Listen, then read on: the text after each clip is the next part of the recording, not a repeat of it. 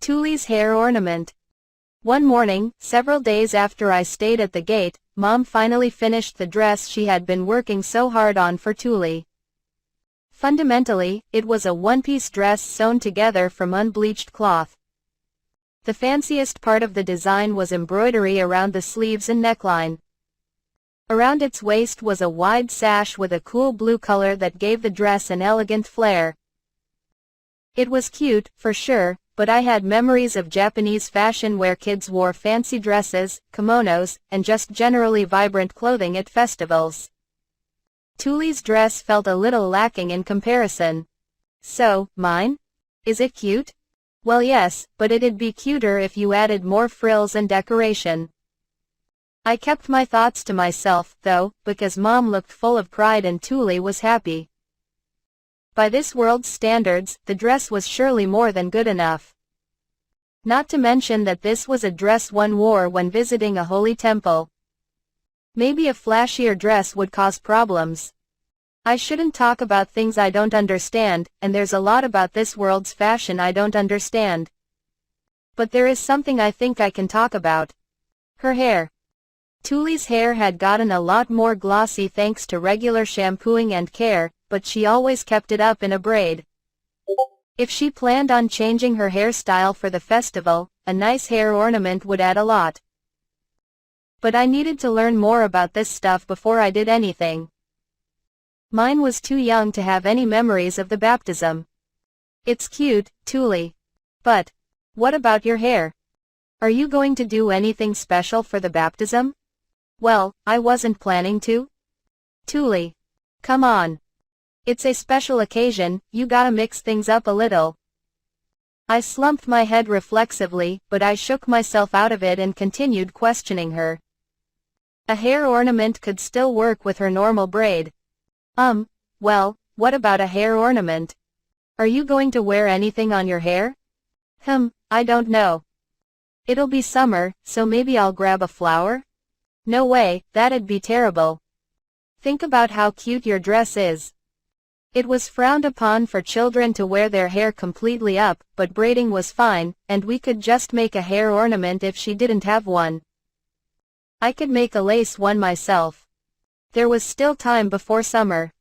I'll make you one, Tuli. Let me make you one. It'll definitely be super cute. The moment after I said that, I realized I didn't have the needles I needed for sewing lace. Mom had needles for sewing wool, but they were too thick for lace. Oh no. What do I do? The only one in my family that could probably make needles from scratch was Dad. The long hair stick that Tuli gave me had actually been carved down and smoothed out by Dad. He even finished it with an oil coating. I glanced to the side, checking to see what kind of mood Dad was in. Several days had passed since Otto taught me letters at the gate, but he was still in a bad mood. I doubted he would be very receptive to begging. Dad. What? You're pretty good with your hands, aren't you? You made Tuli's doll, right? Well, yeah, pretty much. Ahem. What, do you want a doll too? He was frowning hard to show that he was mad, but nonetheless, his eyes gleamed with anticipation and he kept glancing at me. Nah. I want sewing needles. Sewing needles? Like the kind your mom uses? Just borrow hers. Dad's face fell with disappointment the moment he heard my answer. He looked so, well, pathetic that I wished he would at least try to act a little tougher. I want needles a lot more thin than those. I want to sew thread, not wool. Dad. I think it'd be really hard to make thin needles. But, would you please make me some? I looked up at him with wet eyes, hands clasped in front of my chest, as I made the cutest begging pose I could manage. I didn't know if this world understood the significance of puppy dog eyes, but fathers of all worlds and universes should be weak to their daughter's cuteness. Hopefully. My cuteness must have done the trick, as Dad stroked his stubble and fell into thought. Is wood fine? Can you make them? They need to be really thin. I'll give it a shot. Tickling his pride probably helped, as he immediately took out a few knives and began carving a chunk of wood. He was used to carving with knives and worked fast. The bark of the thin branch was gone in no time, leaving just the hard inner wood.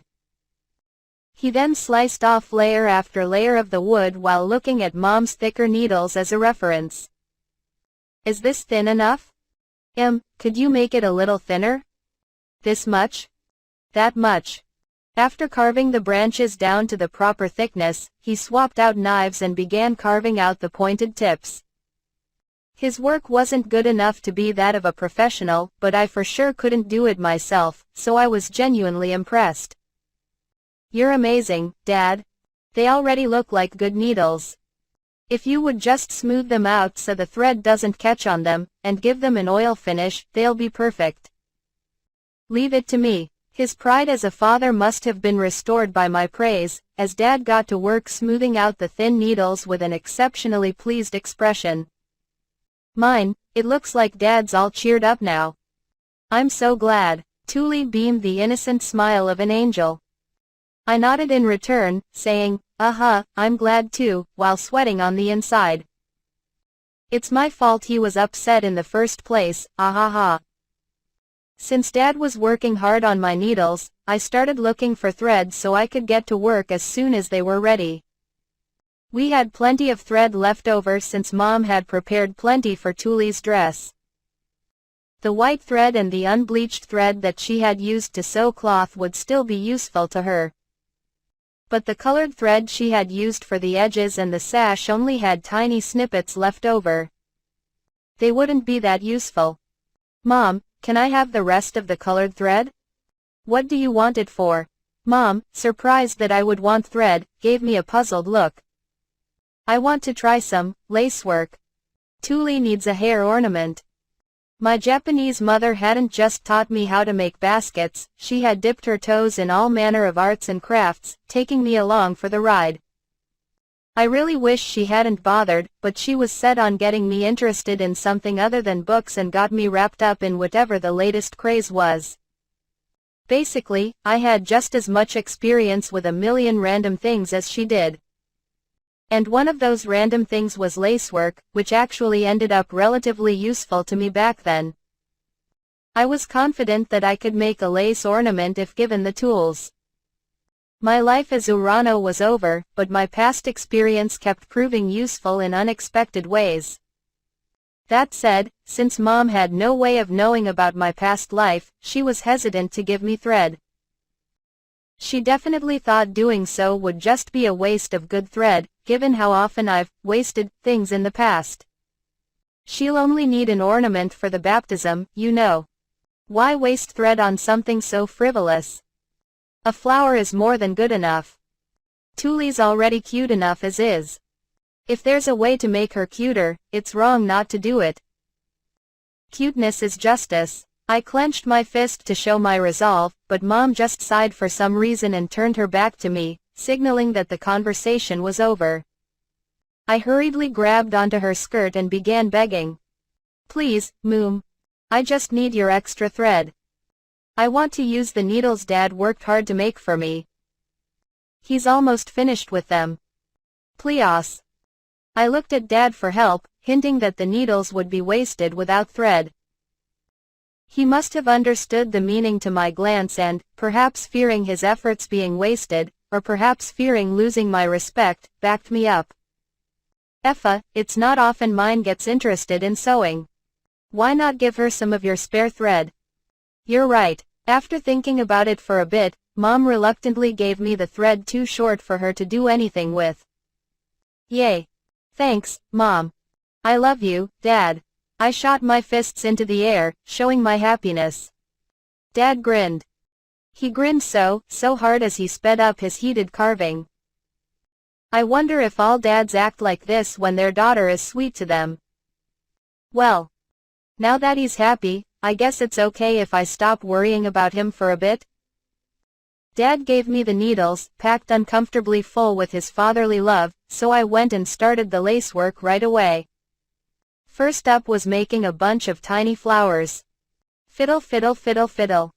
Lacework required tightly weaving the strands just like my failed faux papyrus did, so I needed some firm determination to succeed. But since this time I was making tiny flowers, and it only took me 15 minutes to finish one.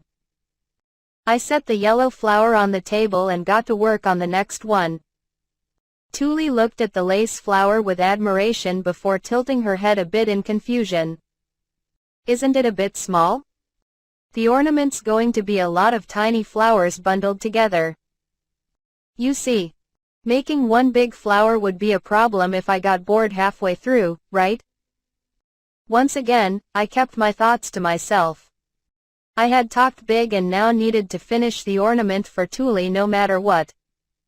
A design built around tiny flowers allowed me to duck out whenever I wanted. To tell the truth, back in my Urano days, I had given up on a lot of big designs before finishing them. Predicting problems and avoiding them before they happened just made sense. I thought about making a lace ribbon, but it'd need to be long enough to tie, and it'd be a problem if I ran out of the same color thread before it was done. So, I'll just make lots of little flowers. You really thought this through, mine. Of course I did. I'm doing all this for you, Tuli. I put my all into making a cute hair ornament for Tuli, as thanks for always taking care of me. Since I would be bundling together finished flowers, it wouldn't matter if I quit halfway through, ran out of thread, or needed to swap colors to keep going. No thread would be wasted. Fiddle fiddle fiddle fiddle. I felt someone looking at me after making several flowers and instinctively looked up. Mom was staring at my hands, entranced. Given that being good at sewing was a requirement for being a beauty, everyone recognized Mom as a beautiful woman. That probably led to her being interested in all sorts of sewing. She picked up the finished flowers and rolled them around in her hands. These don't seem too hard to make. You're so used to sewing wool and stuff, I think you'd be a lot better at making these than me if you learned how. Want to try? I handed Mom my needles and she got to work, looking at the small flowers. She would occasionally pause to fiddle with the flowers, and in no time she had finished one of her own. Woo! Just what I'd expect from a sewing beauty. She learned how to make them just by looking at them. Meanwhile, it took me forever to learn even when being taught step by step, since I just didn't care. That's really good, Mom. I'm more impressed that you knew how to make these in the first place, mine. I've made scarves and sweaters, but I never thought about making ornaments like this before. In this world where it took all one had just to stay alive, most people didn't have the leeway to worry about decorations. Nobody made hair ornaments like this, and Mom might not have ever seen any lacework in her whole life.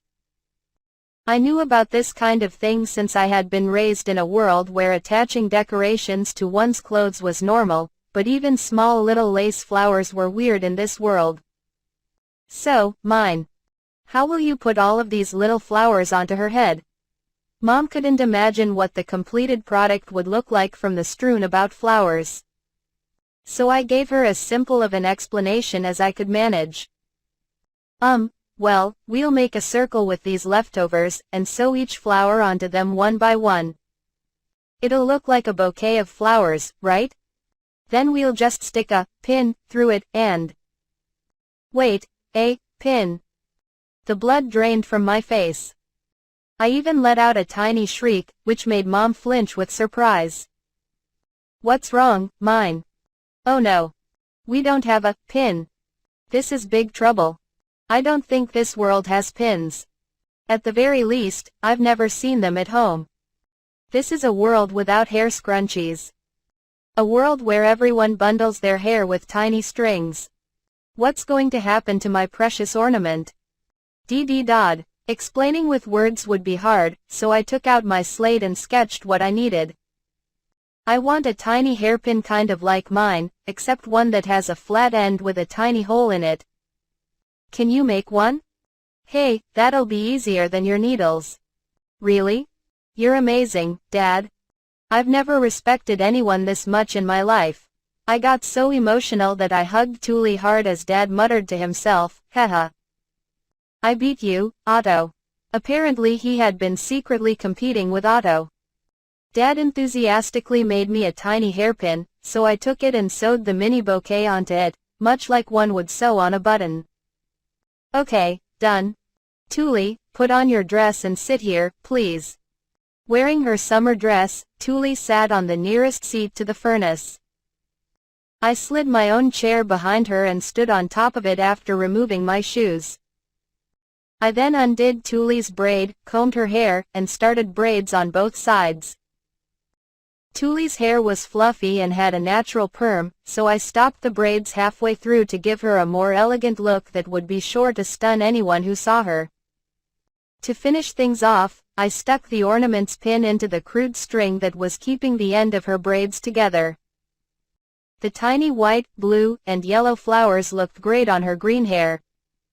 Yep, super cute. My goodness. You're adorable, Tuli. You've got some good hands on you, mine. Maybe you've got a future working with your hands? Tuli, smiling from her family's praise, turned every which way while touching her hair and the ornament. But eventually, she pouted a little. Mine, you put it on the back of my head. I can't see it at all. That's true, but what can you do? Well, I still want to know what it looks like. Our home had no mirrors, so I had no way of showing her what it looked like. I thought for a second about what I could do, and although it wasn't the best solution, Tuli looked so frustrated that I undid her ornament and put it on myself, next to my own hairpin. It looks like this. What do you think? Woo, cute. You look amazing. Mom? Did I look like this too? Tuli cried out with eager excitement after seeing what the ornament looked like on me. Mine braided your hair and colored the flowers to suit you, so you looked even cuter, Tuli. Woo. Huh. Ah ha ha ha. Thank you, everyone. I'm really happy. Tuli broke into a ridiculously happy smile and blushed as she took the ornament off my hair. And so, Tuli's special outfit was completed before spring. There was no doubting that she'd be the star of this summer's baptism. Also, Mom ended up addicted to lacework. And before I knew it, the needles Dad made for me were in her sewing box.